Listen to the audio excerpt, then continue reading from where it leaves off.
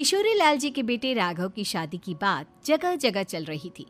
लेकिन किशोरी लाल जी को कोई लड़की पसंद ही नहीं आती थी। और उसकी एक ही वजह थी, किशोरी लाल जी का लालची होना। उनको लड़की वालों से मोटा दहेज चाहिए था। और इसी चक्कर में एक दिन वो एक बहुत पैसे वाले के घर अपने बेटे का रिश्ता लेकर पहुंचे। उस आदमी का नाम था ओम प्रकाश। देखिए किशोरी लाल जी, मेरी एक ही बेटी है और मेरी सारी संपत्ति जायदाद सब कुछ मेरी बेटी नैना का ही है। पापा, नाम से लगता है बहुत खूबसूरत होगी। कितना अच्छा नाम है ना, नैना। ओ, वैसे बात तो सही है आपकी। अब इतना पैसा है, जमीन जायदाद है, इकलौती बेटी। आप भी क्या करेंगे, सब कुछ उसे ही देंगे ना। बिल्कुल ठीक पहचाना आपने। बस बेटी की शादी और सारी जायदाद उसके नाम। पापा, बिना देखे हाँ कर दीजिए ना। इतना अच्छा रिश्ता फिर कहाँ मिलेगा, माला माल हो जाएंगे हम। मैं अपनी बेटी को बुलाता हूँ। अरे नहीं नहीं नहीं नहीं, आपकी बेटी का नाम नैना है, सुनकर ही लगता है बहुत सुंदर होगी। रहने दीजिए अंकल, मैं तो आपकी बेटी के नाम से ही इतना खुश हो गया हूँ कि उसे बिना देखे शादी करने को तैयार हूँ।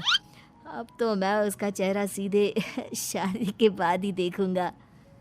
और इस तरह राघव नैना का चेहरा नहीं देखता और उससे शादी कर लेता है। शादी के बाद अपनी सुहाग रात पर जब राघव नैना का घूंघट उठाकर देखता है तो नैना की आंखें बंद थी।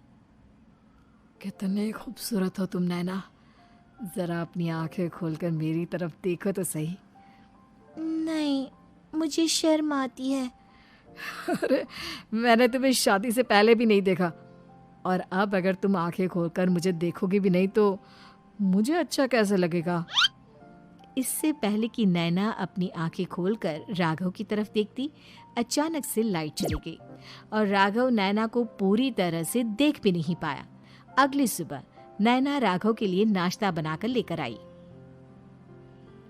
अरे ये क्या, आधा पराठा सेका हुआ है और आधा बिल्कुल कच्चा। ये तुमने क्या किया नैना? बहू, तुमने क्या आधा पराठा तवे से नीचे लटका कर रखा था, जो आधा सिका है और आधा कच्चा?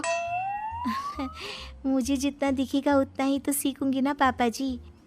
जहाँ जहाँ मुझे नजर आ रहा था वहाँ मैंने सीख लिया, जहाँ जहाँ नहीं दिखा वहाँ कच्चा रह गया होगा। इसका क्या मतलब है? ये कैसा मजाक कर रही है तुम? अरे बहू, तुमने इतना लंबा घूंघट क्यों लगाया हुआ है? देखो, हमारे घर में बहुओं को बेटी की तरह रखा जाता है, और फिर तुम तो इतना सारा माल लेकर आई हो। देखो, ये घूंघट डालकर रखने की कोई ज़रूरत नहीं है। हाँ नैना, पापा जी ठीक कह रहे हैं, तुम तो आराम से रहो, अपना ही घर समझो। नैना अचानक से अपना घूंघट उठा लेती है। अरे ये क्या पापा, नैना की तो एक आंख फूटी हुई है। नाम से नैना, लेकिन ये तो कानी बहू निकली। मेरे साथ धोखा हुआ है, धोखा।